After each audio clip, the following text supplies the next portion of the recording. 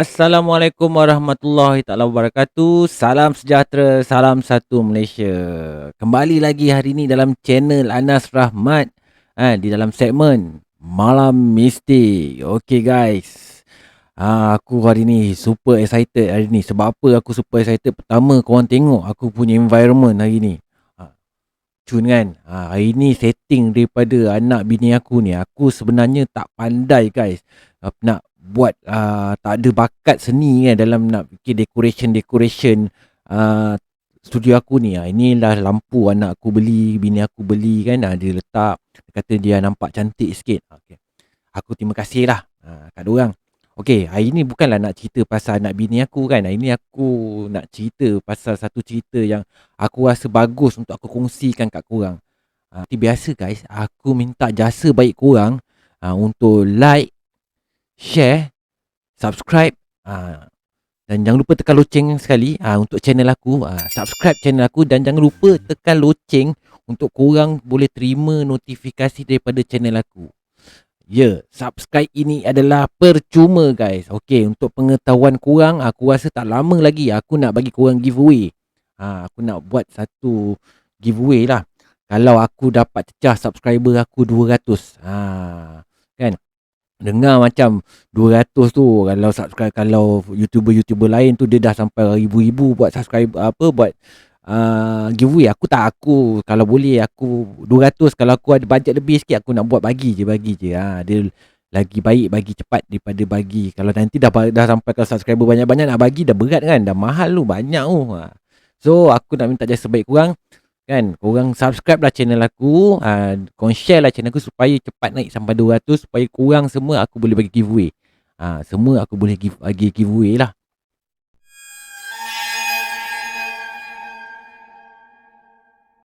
Apa guys, hari ni aku nak cerita pasal Helmi. Helmi ni, cerita ni aku dapat daripada member aku guys. Cerita ni aku dapat daripada member aku. Aku dah berhari-hari juga aku membaca pasal Helmi ni. Aku cuba menjiwai dan mendalami sendiri pasal Helmi. Sebab cerita Helmi ni dia berkait rapat juga dengan aku punya pengalaman. Tapi berbeza sikit, Helmi ni koma dan dia jumpa pelbagai benda masa dia koma ni. But aku pernah terbaca satu artikel juga pasal orang koma ni sebelum ni kan. Tapi bila aku dengar sendiri daripada mulut, daripada cerita member aku ni kan, pasal dia cerita, dia tulis pasal Helmi. Member aku ni bukan Helmi, dia cerita pasal Helmi.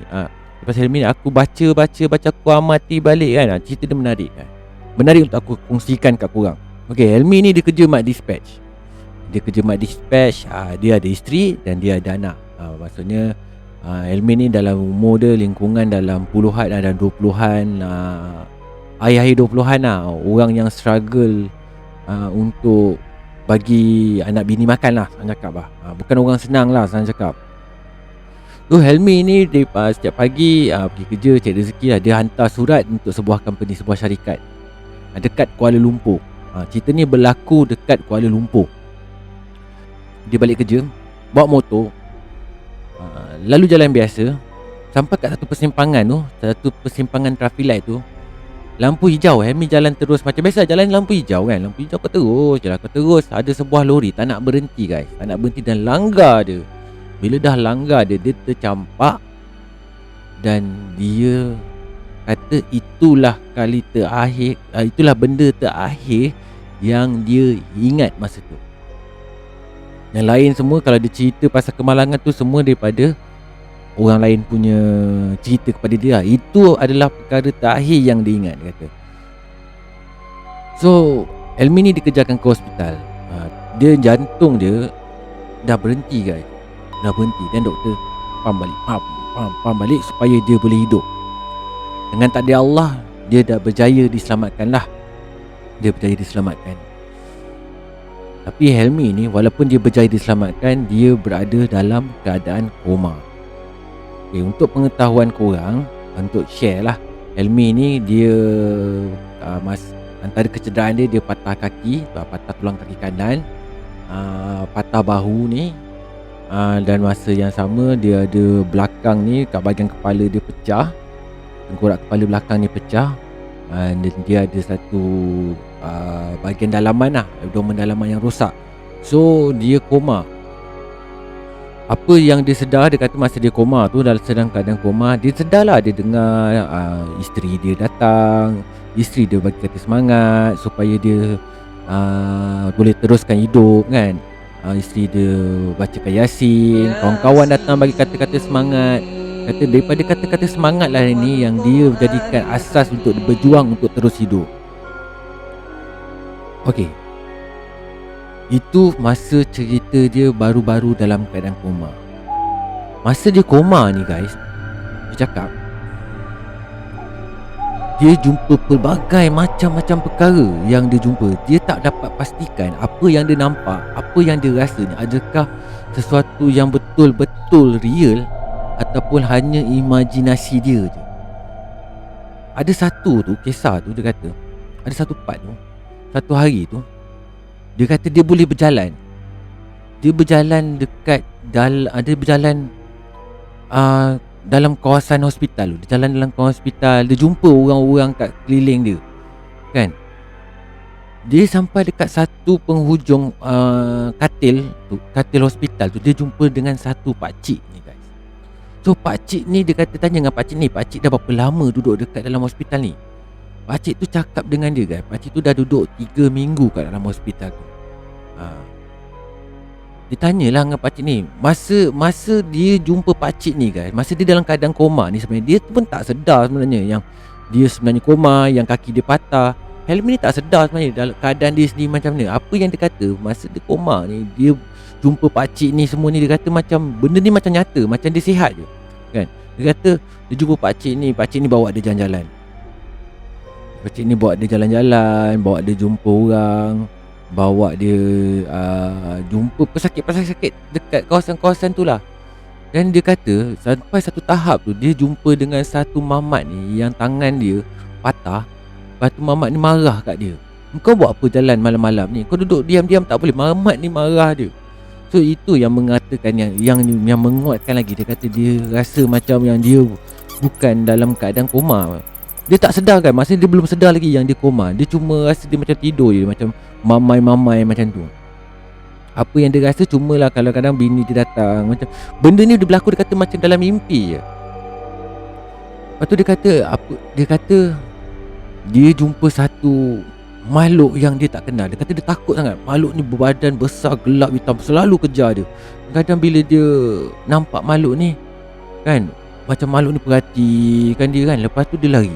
Dia cuba lari, dia tak pernah pun dekat lah dengan makhluk ni. Ini antara benda-benda mistik yang dia kata dia jumpa lah sepanjang dia koma.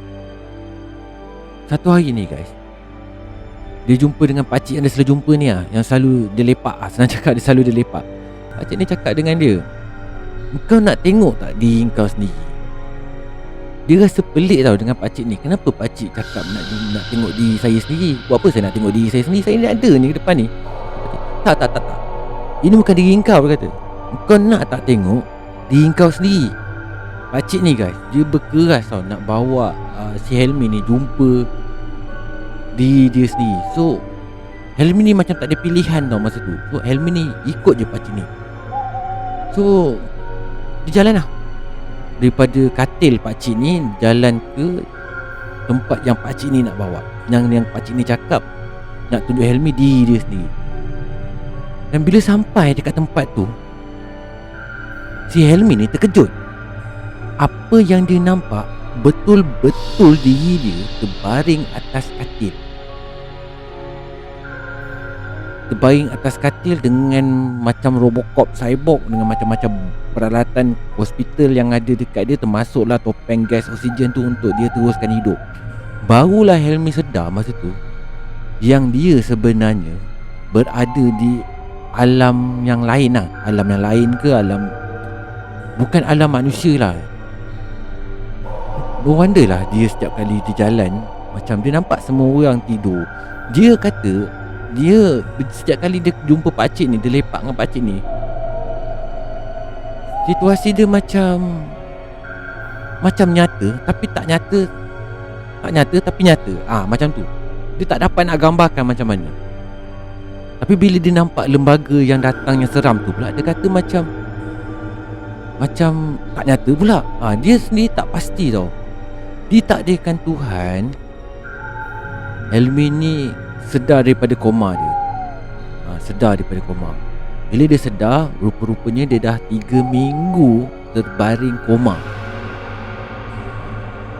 So, dalam keadaan dia nak recover tu, dia cuba. Dia kata masa dia baru-baru sedar tu, dia tak ingat apa-apa pun. Dia tak ingat apa-apa yang berlaku. Dia langsung tak ingat. Sebab Helmi ni tak ingat siapa-siapa pun. Even bini dia pun dia macam ingat lupa masa tu.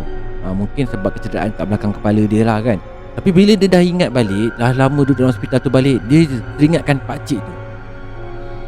Dan bila dia jumpa, dia ingatkan pakcik tu, dia tanyalah dengan nurse yang jaga dia tu.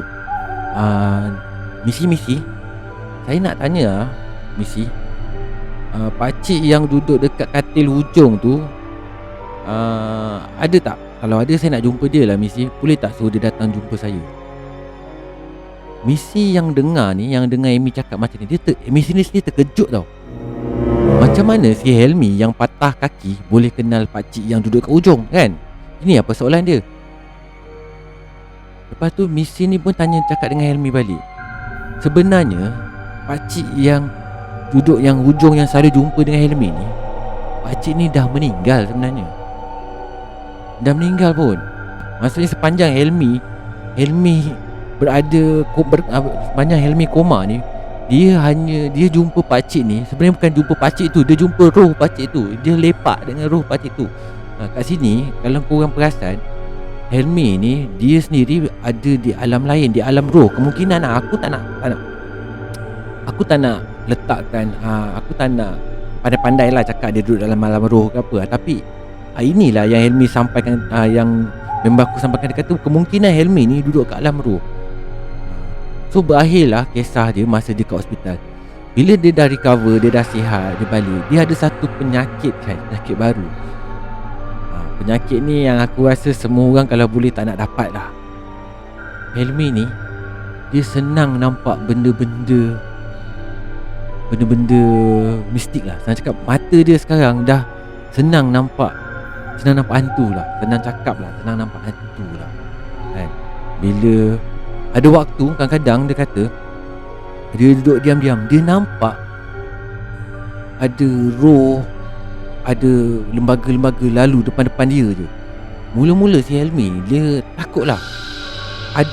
Bila dia mengadu dengan isteri dia, isteri dia berujuk balik ke hospital. Kata doktor dia ada masalah psikiatrik, kata doktor. Tapi bila pergi dekat pakar psikiatrik ni kasih ubat je. Tapi masalah ni tak selesai pun sebenarnya. Dan dia sentiasa kerap berlaku. Dia nampak benda-benda pelik. Dia nampak hantu lah. Dia nampak benda yang kita tak nampak dengan mata kasar lah, senang cakap. Aku tak nak cakap lah benda apa kan. Tak naklah spesifik sangat apa yang dia nampak. Tapi itulah yang berlaku, sebab dia kata selepas dia koma. Dan dia pernah juga pergi berubat dengan orang tu. Pernah juga pergi dengan orang-orang yang buat buat ruqyah kat dia. Tapi tak berjaya guys. Tak berjaya. Dia tetap juga nampak. Benda-benda macam benda ni berlarutan lah, berlaku dan terus berlaku sehinggalah ke hari ni. Tapi itulah yang berlaku dekat si Helmi ni. Okey,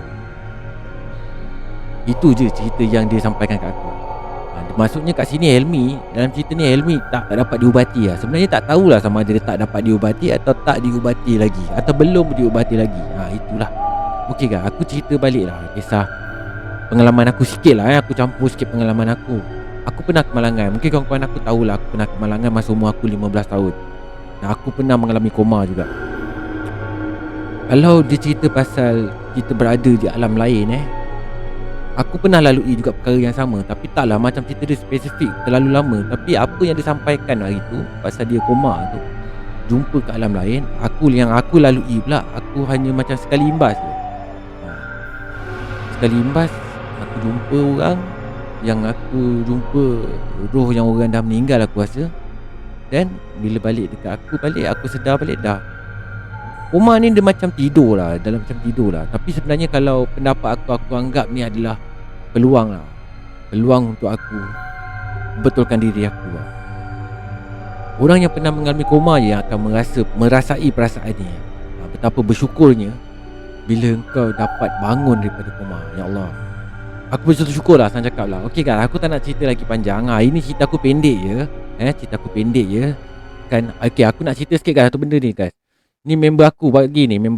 Dia kata dia jual benda ni lah. Nanti aku letak kat link dia. Aku tengok dulu. Aku tunjukkan korang sikit lah apa benda ni. Tapi sumpah, aku sejak berapa hari ni aku makan ni, aku tak boleh berhenti guys. Penyakit dah, dia coklat dah. Aku suka lah benda-benda macam ni. Aku akan share lah. Dia macam donat lah sebenarnya ni. Kalau korang tengok ni. Ni kan, dia macam donat. Sumpah, aku tak bohong, benda ni sedap. Tapi sebelum aku nak tamatkan cerita aku ni guys, seperti biasa, aku minta jasa baik korang.